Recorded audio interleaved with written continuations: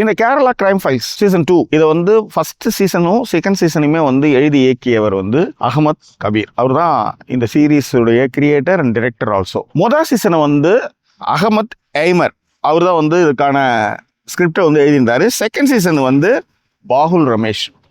உண்மையிலேயே இந்த பாகுல் ரமேஷை வந்து பாராட்டியே ஆகணும். அவரால் தான் இப்போ இந்த கிரைம்ஸ் இதை வந்து இவ்வளோ டீட்டெயிலாக நம்ம பேசுகிறோம்.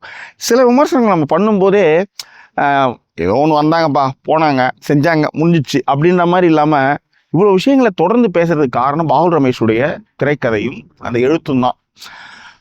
உண்மையிலே ஒன்றும் இல்லை, ஒரு போலீஸ் ஆஃபீஸர் புதுசாக வந்து ஸ்போர்ட்ஸ் கோட்டாவில் வேலைக்கு வரான், சப் இன்ஸ்பெக்டராக இருக்கிறான்.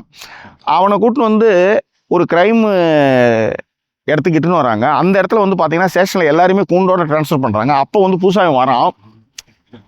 அவன் வரும்போது அங்கே ஒரு சீனியர் ஒருத்தர் இருப்பார்ல, ஒரு பாய் ஒருத்தர் இருப்பார். அந்த பாய்க்கும் அவருக்கும் ஒரு காரில் போயிட்டு இருக்கும்போது ஒரு டயலாக் ஒன்று வரும்.